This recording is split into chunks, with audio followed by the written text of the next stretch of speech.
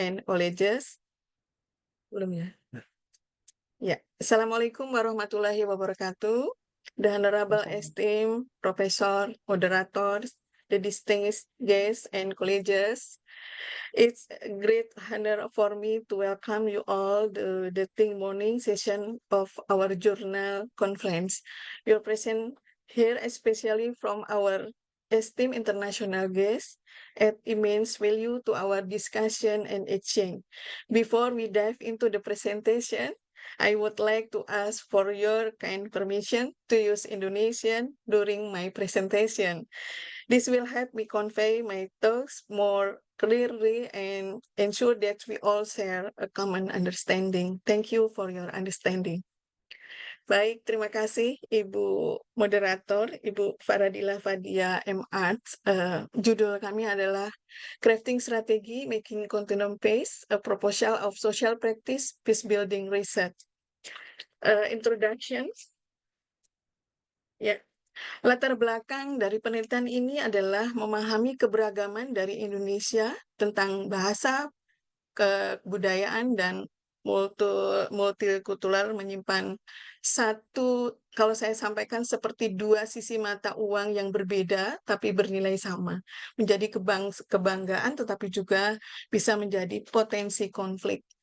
Dalam hal ini, studi literatur kami melihat bahwa Kalimantan memiliki prevalensi yang sangat tinggi tentang konflik sosial yang memberikan dampak rusaknya tatanan sosial dan dominasi sumber daya. Kejadian yang terjadi kami fokus kepada Sendoreng di Kecamatan Samalantang, Kabupaten Bengkayang, memerlukan keterlibatan dari militaristic mission, mediation, negotiation, and kolaborasi dalam penanganannya. Dan kami juga mencermati bahwa studi terdahulu menekankan kepada perlunya pembangunan berkelanjutan, dan studi terkini kami melihat bahwa pengembangan model strategi pemeliharaan perdamaian dari perspektif sosiologis. Seperti dalam abstraksi, tujuan penelitian adalah menganalisis upaya perdamaian di Sendoreng, Kecamatan Montrado, Kabupaten Bengkayang, melalui praktik sosial yang didasarkan pada kearifan lokal, dengan tujuan adalah pengembangan model strategi pemeliharaan pembangunan, dan terkhusus adalah untuk diseminasi riset dan konseptualisasi, input reformulasi RENSRA, Rencana Strategi Pemerintah, dan prospek strategis program dari bottom-up pembangunan perdamaian berkelanjutan.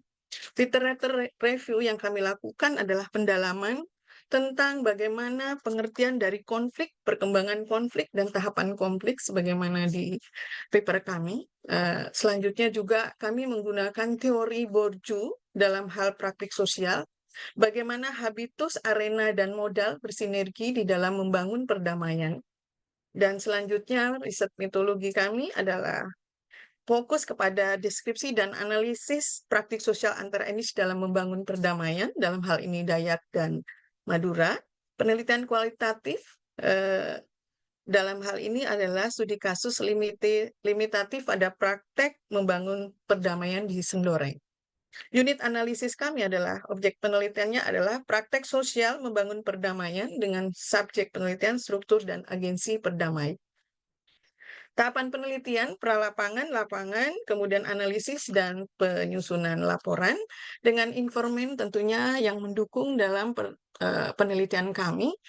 Unsur dinas sosial dari sekretaris, kemudian juga Kabid Linjamsos, ya, Kepala Bidang Perlindungan dan Jaminan Sosial, Kepala Bidang Bengkayang, Kepala Bidang Linjamsos di Kabupaten Bengkayang, tempat penelitian, dan juga Ketua Ikatan Pekerja Sosial Kalimantan Barat, Koordinator Pelopor Perdamaian Program Keserasian Sosial sebagai garda terdepan intelijen berbasis komunitas, dan juga akademisi Universitas Tanjung Pura, Kepala Desa Sendoreng, juga tokoh masyarakat, testimoni bagaimana formulasi penanganan konflik ketika itu.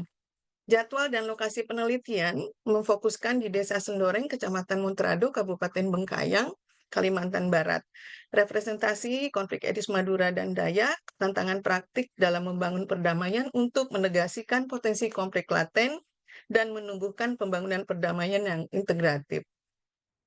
Kami melakukan ini bulan Maret 2022 hingga Desember 2023. Kami juga menyampaikan lokasi dari penelitian, mungkin bisa dilihat saja. Dan kami juga menyampaikan tentang bagaimana historical konflik Sendoreng yang terjadi pada tahun 79, kemudian mengulangi kembali tahun 97 dan tahun 99, di mana Sendoreng ini merupakan konflik terbesar pertama di Kabupaten Bengkayang, khususnya Provinsi Kalimantan Barat.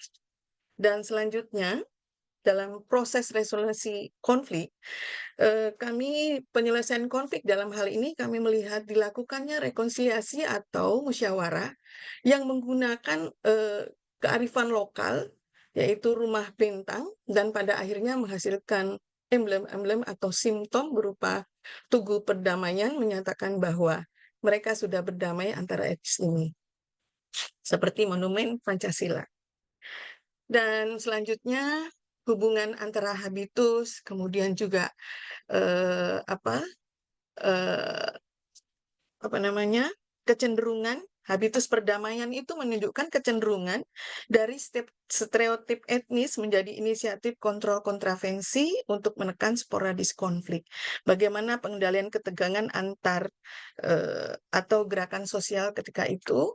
Kemudian juga kesetaraan partisipasi, perlibatan antar etnis dalam momentum membangun perdamaian. Morality, bagaimana mendisposisikan bahasa perdamaian dan internalisasi fatwa sosial ketika itu. Dan modal perdamaian, dalam hal ini kami melihat kompleksitas sumber daya yang mengutamakan modal sosial, kultural, dan simbolis untuk mengorganisir perdamaian. Seperti kami jelaskan, ada yang tugu perdamaian dan konsensus fatwa antara etnik tadi. Potensi modal keadilan dan modal politik relatif minim karena memang belum melibatkan konvergensi program pemerintah dan sentimen politik.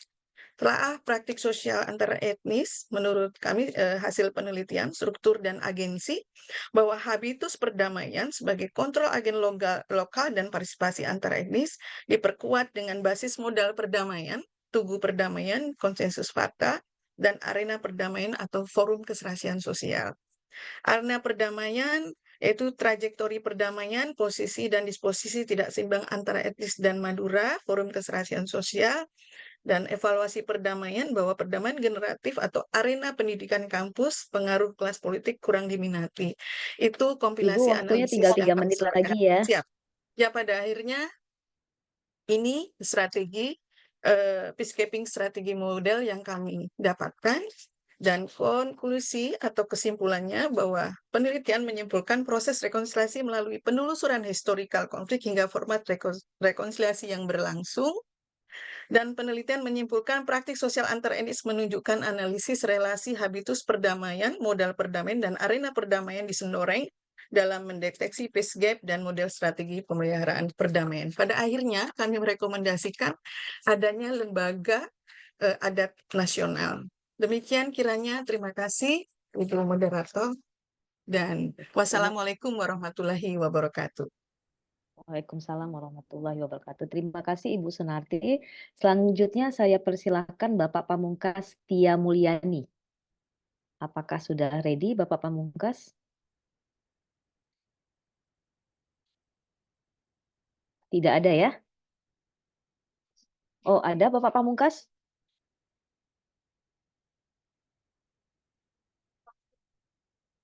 Tidak ada ya Bapak Pamungkas? Berarti saya Siti Pamungkas nggak ada ya? Oh, Minta ada. maaf, itu Ibu, bukan Bapak. Oh, Ibu, oke, Ibu Pamungkas, oke, maaf. Maaf, Ibu Pamungkas Setia Mulyani dipersilahkan.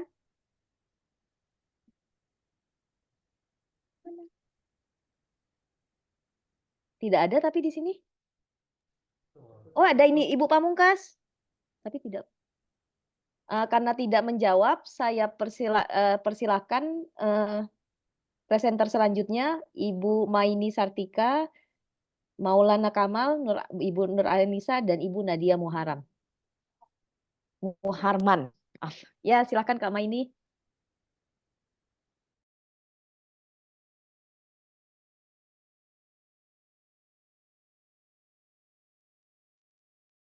Terima kasih Ibu Faradula. Thank you for moderator and another participant and hear my voice. Iya, bisa dengar, Kak. Ya, Silahkan, oke. Kak, Maini. Slide-nya juga udah jelas. Lihat. Terima kasih, Pak Rajila. Saya akan mempresentasikan hasil penelitian kami yang berjudul Empowering Disaster Awareness Through Predict Board Game Evaluation Youth Preparedness Impact.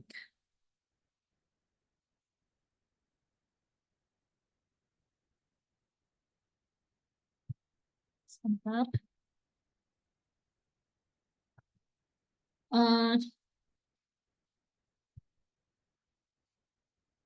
Introduction, latar belakang. Banda Aceh sangat rentan terhadap bencana alam seperti gempa bumi dan tsunami, sehingga kesiapsiagaan bencana menjadi sangat penting bagi penduduknya, terutama generasi muda. Metode pendidikan bencana saat ini sering disebut tradisional, seringkali kurang efektif, dan melibatkan siswa secara aktif, sehingga penerapan pengetahuan praktis menjadi terbatas. Masalah penelitian ini, pendekatan pendidikan bencana saat ini seperti ceramah atau brosur menghasilkan pembelajaran yang pasif dan kurang melibatkan siswa. Kurangnya keterlibatan ini berkontribusi pada kesadaran kesiapsiagaan yang tidak memadai di kalangan anak-anak pemuda di daerah berisiko tinggi seperti Banda Aceh. Solusi penggunaan gamifikasi dalam pendidikan bencana melalui alat seperti permainan papan predik menyediakan pengalaman belajar yang interaktif dan menarik dengan mensimulasikan skenario bencana seperti dunia nyata. Predik membantu siswa berpartisipasi aktif dan mempraktikkan strategi kesiapsiagaan, meningkatkan pemahaman dan daya ingat mereka terhadap pengetahuan kritis dibandingkan metode tradisional. Tujuan utama dari penelitian ini adalah mengevaluasi efektivitas permainan papan predik dalam meningkatkan kesadaran dan kesiapsiagaan bencana di kalangan siswa SMP di Banda Aceh. Mengapa mengambil SMP?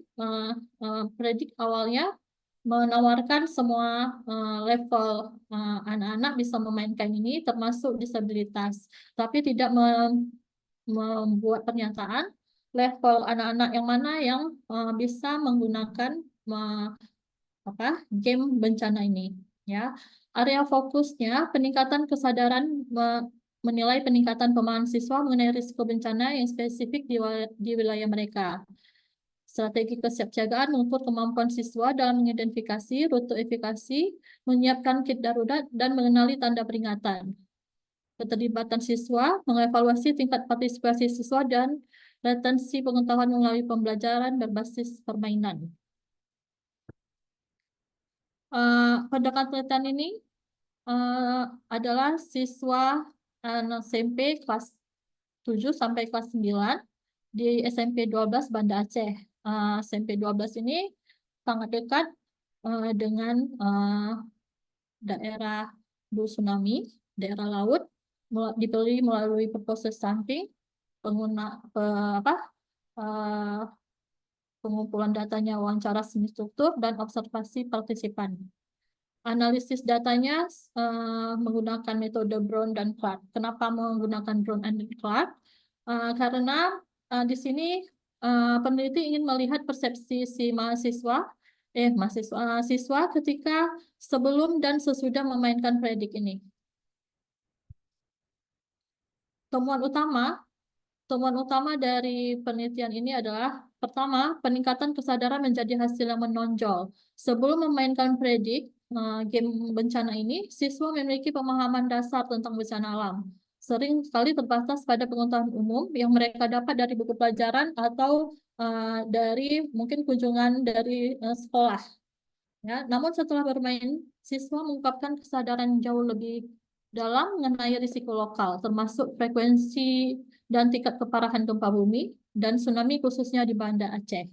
Seperti misalnya ada komentar dari salah satu siswa yang mengatakan, saya tidak menyadari seberapa sering gempa terjadi di daerah saya, tetapi saya harus siap menghadapi bencana tersebut kalau suatu hari akan datang lagi. Dalam strategi kesiapsiagaan peningkatan terjadi cukup signifikan.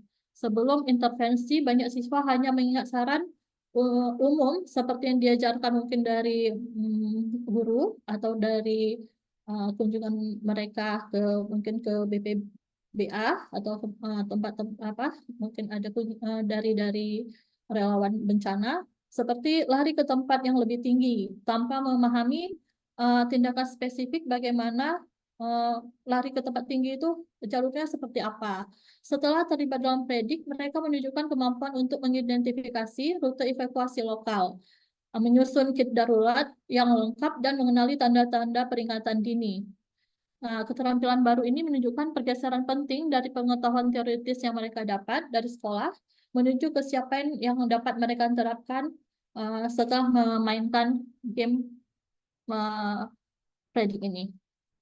Temuan ketiga ada peningkatan keterlibatan. Sifat interaktif dan gamifikasi predik membuat pembelajaran menjadi menyenangkan dan mudah diingat. Siswa tertarik pada elemen kompetitif dan diskusi kolaboratif selama permainan yang memperkuat pemahaman mereka. Seperti yang dicatat oleh salah satu peserta, bermain bersama teman-teman membantu saya mengingat apa yang harus dilakukan saat bencana lebih baik daripada membaca buku. Jadi mereka terlibat aktif ketika melakukan permainan predik ini daripada mereka membaca hanya dari teori-teori dari buku atau didapat dari brosur atau guru mereka. Ini sejalan dengan penelitian sebelumnya ya tentang manfaat pembelajaran berbasis permainan dapat meningkatkan retensi dan motivasi. Kak Ma, ini waktunya tinggal 3 menit ya. Oke. Implikasi dan penelitian masa depan. Implikasi penelitian ini melampaui batas ruang kelas. Alat pendidikan berbasis gamifikasi seperti predik dapat diintegrasikan ke dalam kurikulum pendidikan kebencanaan yang lebih luas dan melengkapi metode tradisional seperti ceramah dan pelatihan. Jadi ini sangat disarankan untuk anak-anak walaupun sampai level SMP karena permainan ini sangat aktif dan interaktif sehingga tidak membosankan. Seperti itu. Kesimpulan, sebagai penutup, predik adalah alat yang kuat untuk meningkatkan kesiapsiagaan bencana di kalangan siswa di Banda Aceh. Permainan ini berhasil meningkatkan kesadaran, memperbaiki strategi kesiapsiagaan, dan menjadi pembelajaran lebih menarik.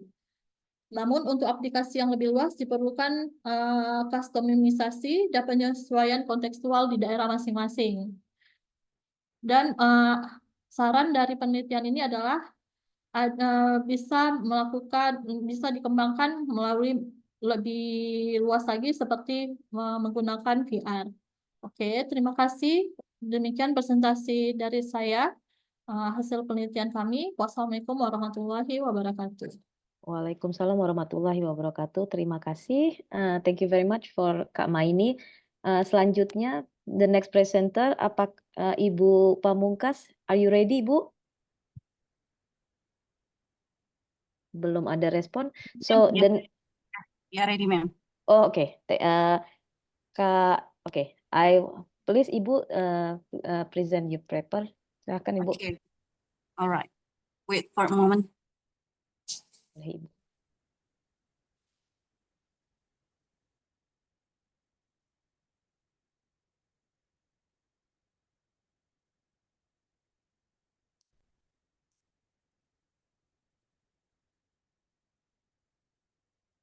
Sebentar, Ibu. Saya itu dulu. Saya share screen dulu. Boleh Ibu, silakan.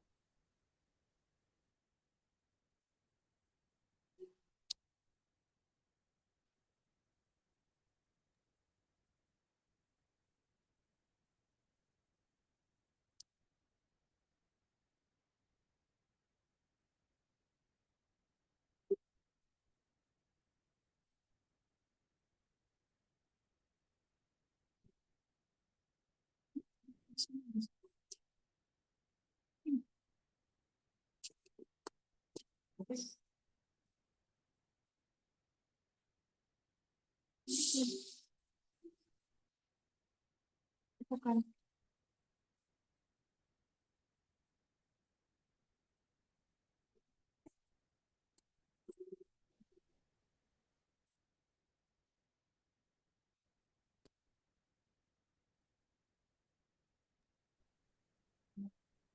Ibu, if you need Yeah. more time, I will introduce another No, no, presenter. no. Okay. So sorry, Boleh? ma'am, because there is an error with Oh, the PPT, so I am sharing the PDF file, ma'am. ya, boleh Ibu. Okay. So, all right. Thank you for giving me the times to present my research. Yeah. So the research entitled Ibu, tapi Implementation of. sebelum di-share itu PDF-nya.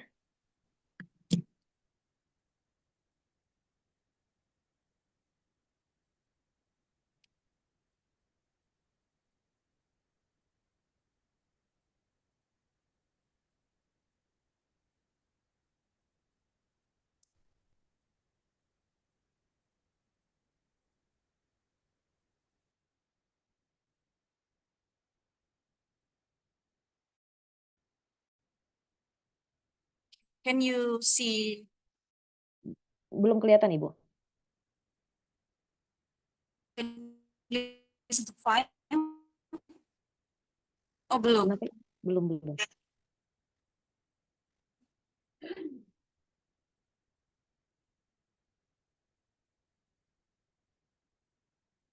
Ibu, apa saya boleh persilahkan yang lain dulu dan Ibu persiapkan dulu, boleh Ibu? Iya, nggak apa-apa Ibu, Boleh ya? nggak apa-apa. Ya, it's okay. Bu, nggak apa-apa Ibu. Oke. Ya, mohon maaf Ibu. Iya, saya panggil peserta. Ya, oke, baik Ibu.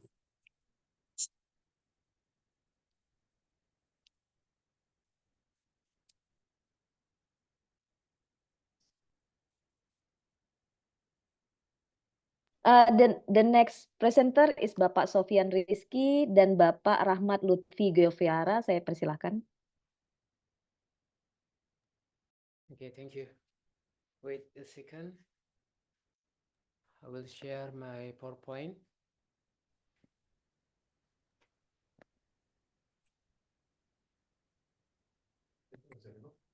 Oke, sudah kelihatan Pak. Silahkan.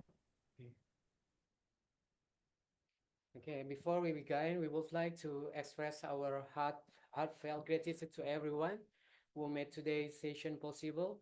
First, we would like to thank the organizing committee of the third AGC Scopus 2024 Aceh Global Conference for their dedication and hard work in bringing us all together to share knowledge and ideas. Your efforts have created as a valuable platform for discussion and collaboration. We are truly honored to be part of this event. We would also like to extend our sincere thanks to our moderator for guiding today's session, as well as to everyone present here, college, participants, and all of those who have contributed to making this gathering both productive and inspiring. And thank you for joining us today. We are excited to present our recent research titled Reframing Life Experience from an Islamic Sufism Perspective with NLP, or Neuro-Linguistic Program. In today's interconnected and fast-paced world, challenges to mental and emotional well-being are increasingly common. As a team, we recognize the growing need for framework that support personal development in a holistic and meaningful way. In the study, we explore how support personal development in a holistic and meaningful way. In the study, we explore how insight from Islamic Sufism can intersect with neuro-linguistic programming, or NLP, to offer new perspective on personal growth and reframing life experience. Okay, the abstract is this study examines the integration of Islamic Sufism and neuro-linguistic programming for personal development and mental health. Sufism is known as a spiritual path to draw closer to God through self-transformation, which NLP,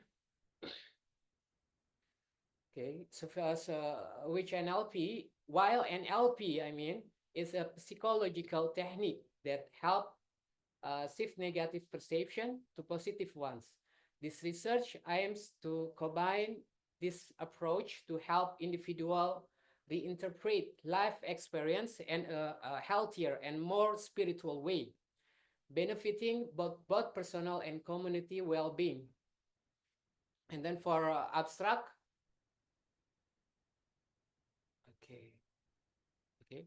And then for abstract, for background, Sufism has a long history in the Islamic world as a spiritual path promoting compassion, love, and peace. At the same time, NLP is used to understand how a person can change their outlook on life, bringing happiness and inner peace. By combining the deep principle of Sufism with NLP, this approach is expected to create effective tools for healing and enhancing life quality, both psychologically and spiritually. The objective of this study, is to create a model that can help individual understand and reinterpret life experience through the combined approach of Sufism and NLP. This model can be applied in various contexts, such as education, therapy, and personal development. And then for discussion in our research is Sufism and its core teachings. Sufism emphasizes the importance of self-improvement and closeness to God. In Sufism, life is seen as a journey towards spiritual perfection, involving love, sacrifice, and devotion. Principles like compassion and tolerance form the foundation for dealing with life challenge. And number 2 is neuro-linguistic program. We discussed about the neuro-linguistic programming. NLP is a technique that helps individuals change their outlook on life using language and perception pattern technique like anchoring or associating emotion with specific gesture or word, and reframing, replacing negative perception with positive perspective are commonly used in neuro-linguistic program to build a more positive mindset. And then we discussed about the integration of Sufism and neuro-linguistic program.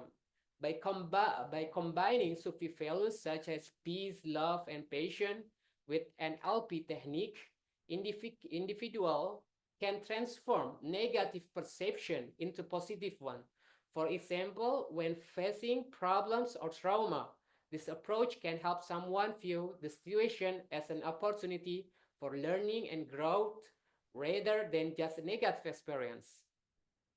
And then for conclusion, the studies show that integrating Islamic Sufism and neuro-linguistic program has the potential to help individuals positively and meaningfully reinterpret their life experience by creating a framework that combines spiritual values with psychological technique. This approach can be effective tools for self-development, helping people find inner peace and improve mental health. It is hoped that this model can be applied more widely and society to support healing and spiritual growth. Okay, that's all. Thank you for the timing. Okay, thank you, Bapak Sofyan Rizky. For now, I will open the question and discussion. I will welcoming every participant to asking a question. Okay.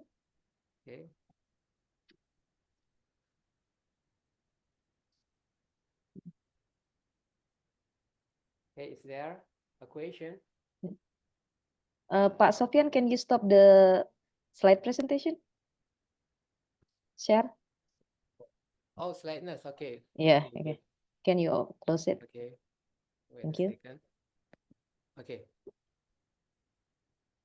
If there are no question, I would like to next presenter. No question? Okay, thank you very much. for the timing for moderator. And Yeah, also thank you, Pak friend. Sofyan. Okay. I would like to welcome Ibu Pamungkas. Are you ready right now? Nggak ada lagi ya. Okay, the next presenter, I would like to welcome Ibu Mariam, Ibu Ade Muana, Ibu Nila Safrida, dan Bapak Marzuki.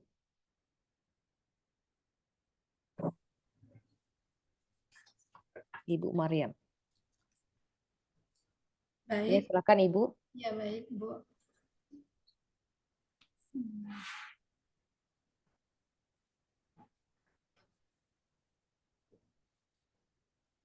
Kelihatan Bu PPT-nya? Sudah, alhamdulillah. Silakan Ibu.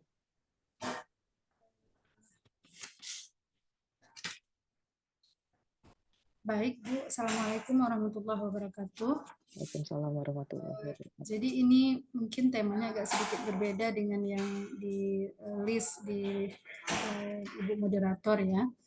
Bapak Ibu semua, judul dari penelitian saya Analysis of the Dynamic of Cross-Sector Collaboration Toward Developing Ideal MSAS Collaboration Framework.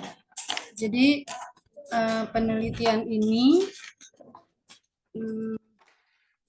melihat tentang kolaborasi antar sektor dalam pengembangan UMKM di Loksemawe.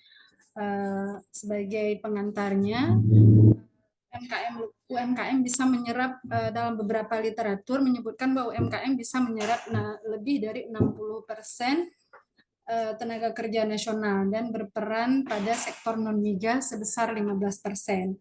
Kemudian terdapat berbagai pertumbuhan UMKM di Indonesia, terdapat berbagai tantangan dalam pertumbuhan UMKM di Indonesia. Yang pertama adalah lemahnya produktivitas, yang kedua kesulitan mengakses pembiayaan, pemasaran, rendahnya adopsi teknologi, fasilitas produksi, rencana pengembangan usaha, dan kesiapan menghadapi ancaman, serta terbatasnya akses pasar. Kemudian belum adanya regulasi kebijakan yang mendukung pengembangan UMKM. Kemudian rendahnya kualitas SDM dari pelaku UMKM yang ada di Indonesia secara umum. Dari beberapa data yang terlihat datanya seperti itu. Kemudian untuk wilayah Loksemawe sendiri jumlah UMKM saat ini ada 6.848 unit dan walaupun jumlah angka UMKM di Loksemawe masih digolongkan tinggi, tetapi jumlah UMKM secara keseluruhan dari data yang ada di Provinsi Aceh, Loksemawe masih tertinggal apabila dibandingkan misalnya dengan Kota Banda Aceh yang memiliki 34.428 unit UMKM berdasarkan data di Dinas Koperasi dan UMKM Aceh tahun 2024. Kemudian di Loksemawe sendiri menghadapi berbagai tantangan dalam pengembangan UMKM. Yang pertama adalah terbatasnya akses permodalan, kemudian terbatasnya akses permodalan, terbatasnya SDM, dan rendahnya semangat kewirausahaan dari pelaku UMKM-nya. Selanjutnya, berdasarkan beberapa penelitian terdahulu yang penulis dapatkan, penyebab terjadinya stagnansi pertumbuhan UMKM yang pertama adalah karena rendahnya kolaborasi yang efektif antara berbagai pemangku kepentingan. Kemudian kolaborasi lintas sektor dengan berbagai organisasi swasta, nirlaba, sektor publik itu masih memiliki rendahnya sumber daya dan kemampuan dalam mengelola UMKM. Kemudian kolaborasi penting untuk mencapai hasil yang tidak dapat dicapai oleh masing-masing sektor atau oleh organisasi secara terpisah. Kolaborasi itu perlu dilakukan supaya kerjasama dalam pengembangan UMKM lebih bisa dijalankan. Kemudian dalam penelitian terdahulu juga terdapat kesenjangan, yaitu komunikasi yang efektif dalam pembangunan kepercayaan dan menciptakan kolaborasi yang sukses. Menurut Brian et al. Itu masih menjadi kendala dalam pengembangan UMKM. Kemudian salah satu tantangan kolaborasi adalah kesulitan dalam mengidentifikasi kelompok pemangku kepentingan dalam menyelesaikan masalah yang berkaitan dengan kolaborasi.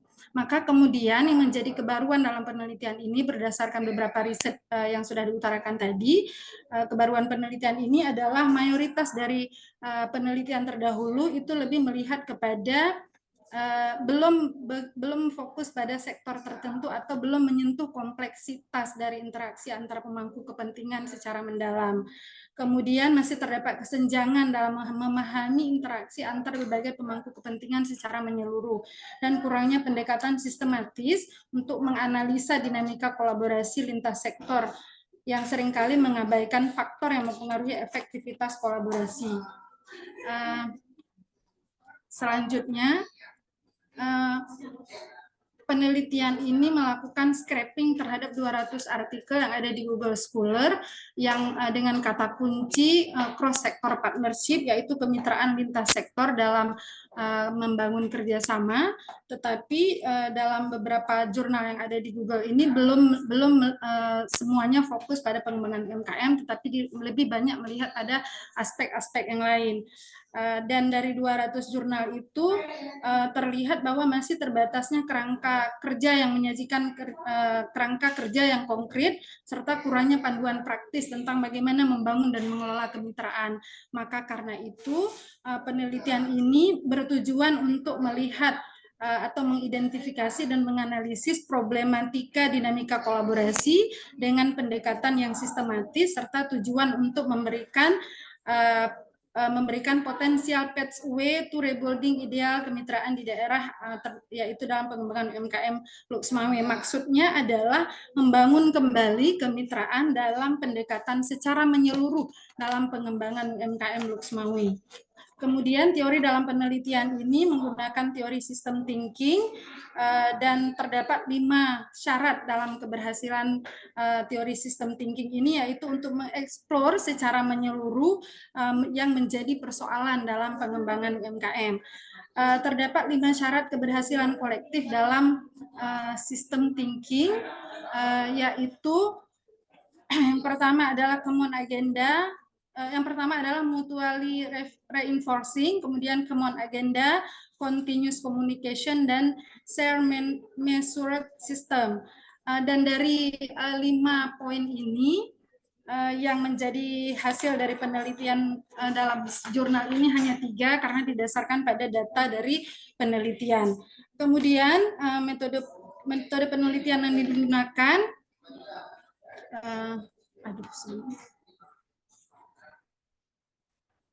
sebentar Ibu.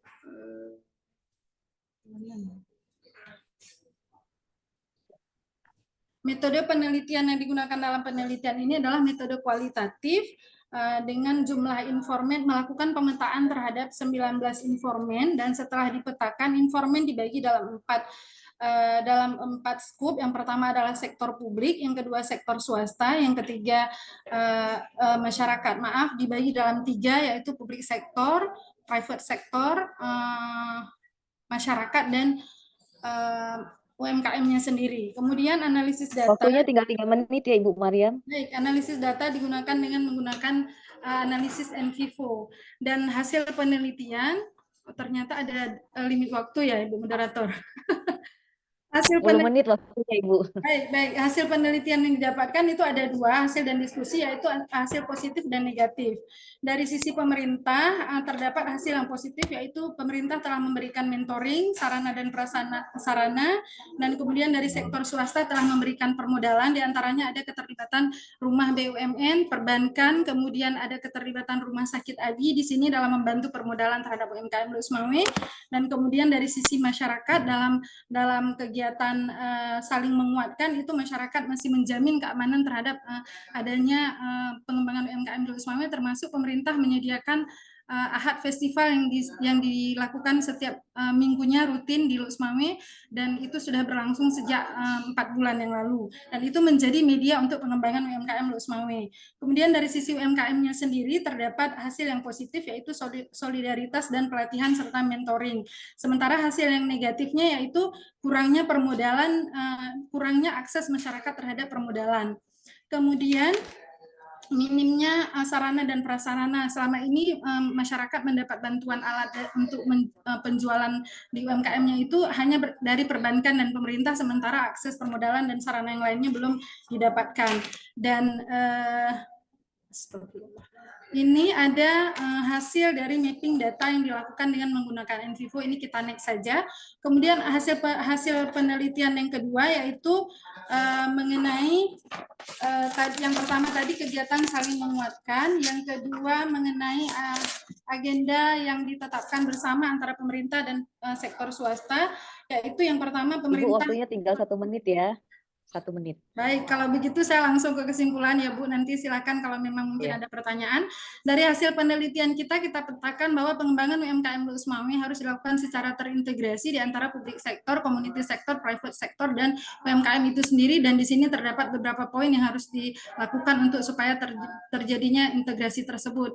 Dan hasil penelitian ini masih memiliki beberapa kelemahan, yaitu jumlah informan yang mungkin belum terlalu signifikan, dan kemudian yang kedua, karena sektor swasta diharapkan bisa memberi kontribusi yang lebih baik dalam pengembangan UMKM, karena itu diharapkan ada penelitian terdahulu yang akan lebih mengeksplor dengan jumlah informan yang penelitian selanjutnya yang mengeksplor dengan jumlah informan yang lebih banyak. Dan kemudian perlu adanya sikap yang mendukung secara dari keamanan, dari stabilitas, sehingga pengembangan UMKM Luus Mami bisa dilakukan. Dan ketiga, keterbatasan penelitian disebabkan karena data yang diperoleh dan diidentifikasi dari dinamika kolaborasi tidak menyeluruh, sehingga kesimpulan yang diambil tidak begitu menyeluruh juga, dan diharapkan mungkin ke depan akan ada penelitian-penelitian terbaru yang lebih mengeksplor tentang teori kolektif impact, sehingga bisa mendalami kedalaman analisis yang dapat dilakukan dalam penelitian ini. Itu saja Ibu Moderator, terima kasih. Assalamualaikum warahmatullahi wabarakatuh. Waalaikumsalam warahmatullahi wabarakatuh. Makasih Bu Mariam. Selanjutnya, the next I will like to welcome the next presenter, Bapak Muhammad Zailani Muhammad Yusuf, Bapak Iwan Fajri, Bapak Sufriyadi, Bapak Safri Liasah, dan Bapak Tabrani ZA. Please, Ibu Mariam, can you stop the slide? Ibu Mariam? Oke. Ya, Bu Siti, please stop the slide. Oke. Next, Prof. Ya, silakan Prof. Ya. Tunggu kejap. Ya, chat.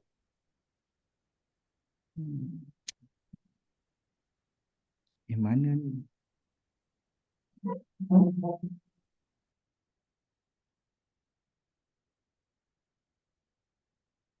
Warna hijau, Prof, tulisannya share.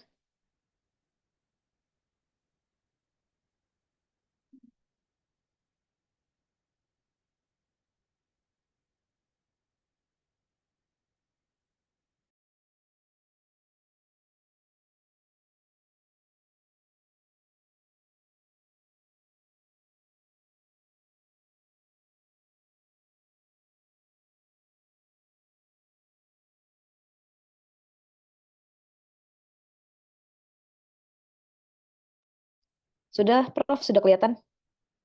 Please, you can present the paper. Okay, Bismillahirrahmanirrahim. Assalamualaikum warahmatullahi wabarakatuh. Thank you for the moderator. Firstly, I want to apologize because I want to present in bahasa.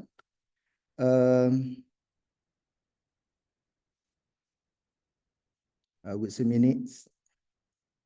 Okay. Okay. Can we look my slide? Ya, bisa Prof, silakan. Okay. First of all, I would like to present about the analysis spiritual towards of moral judgment in Islamic psychology among religious school students. Okay, so dari segi dalam kajian saya ni adalah melibatkan kepada aspek kerohanian spiritual yang melibatkan kepada pertimbangan moral dalam psikologi Islam. Jadi dari segi permasalahan kajian apa yang telah saya lakukan, so saya merujuk kepada falsafah pendidikan kebangsaan di Malaysia yang menjelaskan bahawa pendidikan di Malaysia ni adalah nak melahirkan insan yang harmonis dan seimbang dari segi intelektual, rohani, emosi dan jasmani. Namun demikian dalam situasi pada masa sekarang ini, berlaku dekadensi moral dalam kalangan pelajar, especially kepada pelajar-pelajar sekolah agama. Jadi bertitik tolak daripada di sini, maka saya melakukan satu penelitian lah, yang memerlukan kepada bagaimana kita ingin mengetahui di mana faktor-faktor yang menyebabkan kepada keruntuhan moral dalam kalangan pelajar-pelajar sekolah agama.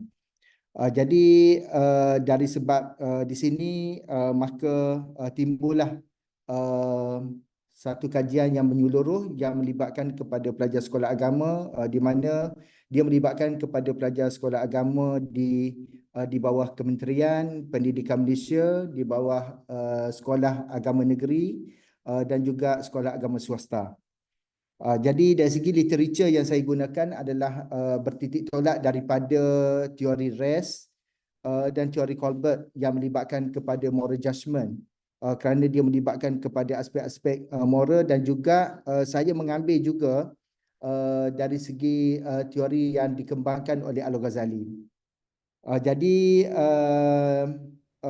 hasil daripada teori Al-Ghazali, maka kita dapat melihatlah bahawa setiap individu mempunyai kualiti takkulan yang berbeza dengan individu yang lain, dan hal-hal ini memang sangat terkait dengan aspek spiritual seseorang individu berkenaan, dan instrumen yang digunakan adalah dari segi instrumen skema takkulan akhlak, di mana kita menampakkan bahawa daripada skema-skema takkulan akhlak berkenaan terdapat ciri-ciri kerohanian yang tinggi yang diletakkan berasaskan kepada keyakinan dan keimanan, serta dari segi intrinsik dengan ekstrinsik yang ada di dalam diri seseorang individu.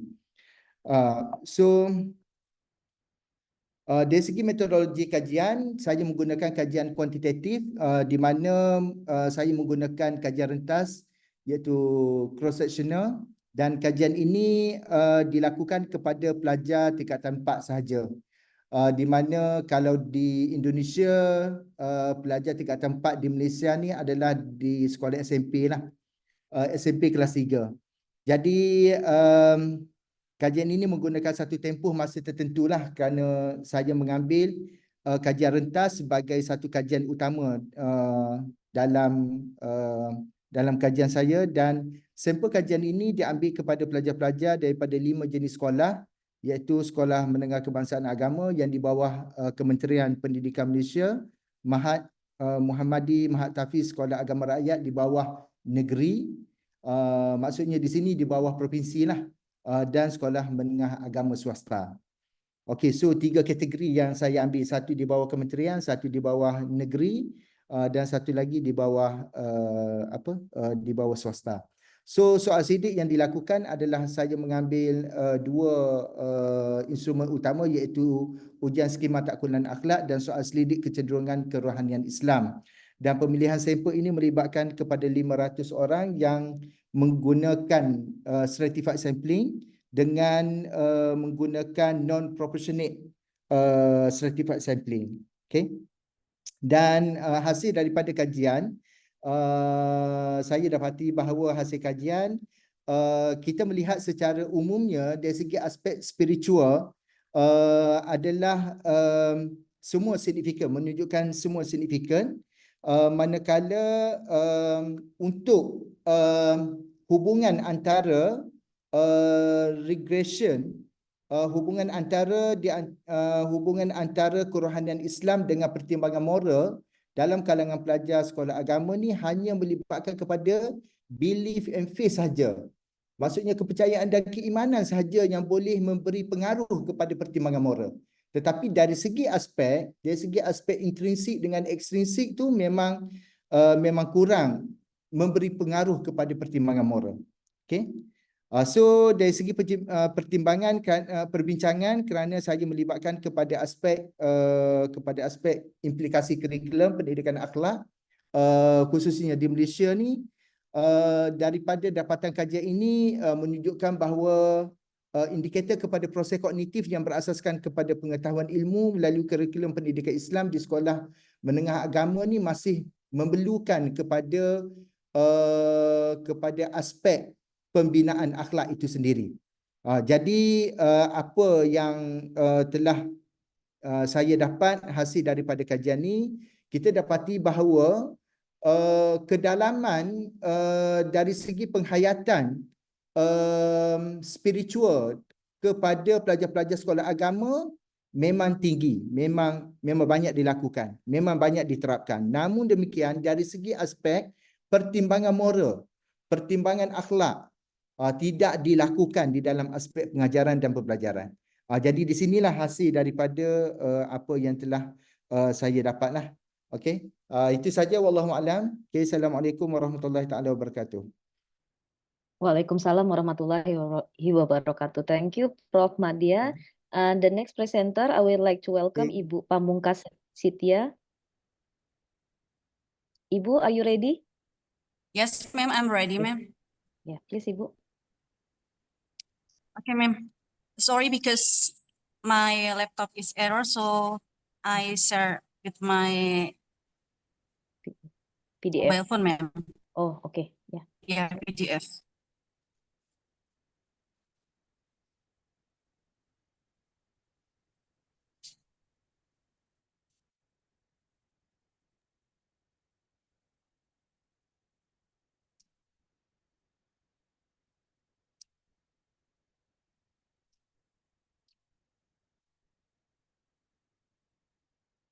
Can you see my, what is it? Yeah. Can you Udah see my hitam. screen? Tadi ada, Ibu. Okay, so sorry, ma'am. Ini it's already gone right now. Oh my God.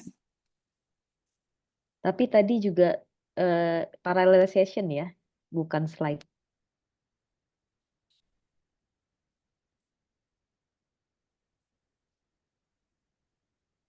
Ini settingan untuk apa namanya? Ya, Ibu. HP dan itu beda ternyata. Iya.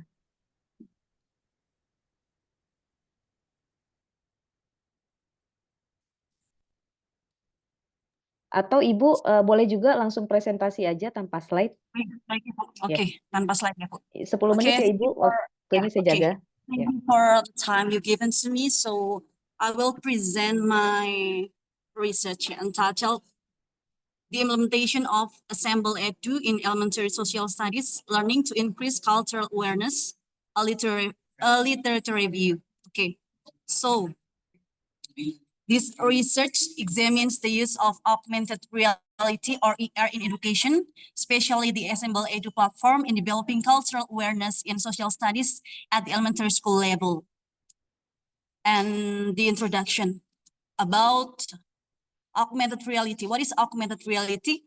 Augmented reality is a technology that combines virtual objects to project them into the real world.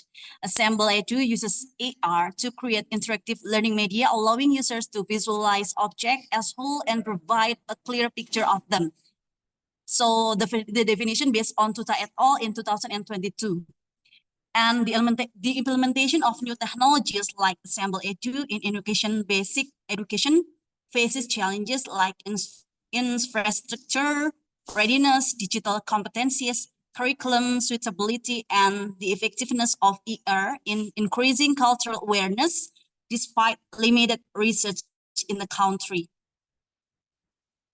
Some previous studies have shown the positive potential of using AR in learning. For example, research conducted by Safar et al., which demonstrated that the use of AR in science learning in elementary schools can increase students' motivation and understanding of the material thought. Meanwhile, a study by Cheng et al. In 2015 revealed that AR can assist students in visualizing abstract concepts and increase their engagement in the learning process. All right, about the research method. So the study employs a systematic literature review to analyze and synthesize studies on the use of Assemble Edu and AR technologies in elementary social studies learning, focusing on cultural awareness. And the literature research was conducted using academic database like ARIC, Scopus, Google Scholar, and ISGD, focusing on Assemble Edu, augmented reality, social studies, learning, elementary school, and cultural awareness. All right, the result and discussion. There are several points to be elaborated in research result and discussion. The first one is effectiveness of Assemble Edu in improving understanding of social studies concept. The research shows that Assemble Edu and other AR technologies can enhance students' understanding of social studies concepts, particularly those related to culture. And study shows a 25% increase in cultural concept understanding test scores after using Assemble Edu for a semester. However, the effectiveness of Assemble Edu depends on proper learning design with a blended learning approach, combining AR content with traditional activities, resulting in a more significant increase in understanding compared to exclusive use of AR. And the second one is increased student motivation and engagement, in which Assemble Edu has shown positive impacts on students' motivation and engagement in social studies learning, as evidenced by a longitudinal study involving 500 Indonesian elementary school students. And the third point is development of cultural awareness. Assemble Edu in social studies learning can enhance cultural awareness in elementary school students. And the fourth point is implementation challenges. Assemble Edu and AR technology for elementary social studies learning faces challenges such as inadequate technology infrastructure, teachers' digital competence, and the need for careful planning and creativity. Classroom management issues, security concerns, and financial constraints also pose challenges. The fifth point is pedagogical implications, in which Assemble Edu in elementary social studies learning has transformed pedagogical practices, shifting teachers from information deliverers to learning facilitator and AR experience designer. Project-based learning, alternative assessment, personalization of learning, and cross-disciplinary collaboration have increased. And the conclusion is Assemble Edu, an immersive and interactive learning tool, has the potential to enhance cultural awareness in elementary social studies education. However, its effectiveness depends on factors like proper learning design, technology, infrastructure readiness, and teachers' digital competencies. Recommendations include developing an explicit curriculum, investing in teachers' training, collaborating with schools, technology developers, and cultural experts, conducting further research, and developing guidelines for evaluating Assemble Edu effectiveness in social studies learning. All right, and that's all my presentation. Thank you for the time given to me. Okay, thank you, Ibu Pamungkas. Right now, I will open the question and discussion. If any presenter would like asking a question to our presenter.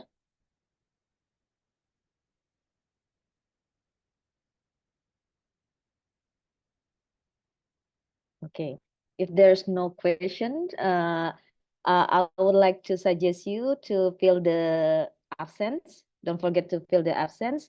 And I would like to, as a moderator, I would like to thank all the participants for joining our conference, the third conference. And I will also apologize for our lack. And you can give evaluation to our contact person. And thank you very much for the participation.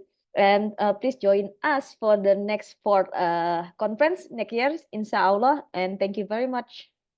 Assalamualaikum warahmatullahi wabarakatuh. Waalaikumsalam warahmatullahi wabarakatuh. Thank you, Bu Radila. Thank you. Terima kasih. Thank you, Bu. Okay, terima kasih. Terima kasih. Thank you. Okay, bye. Thank you. Terima kasih semuanya.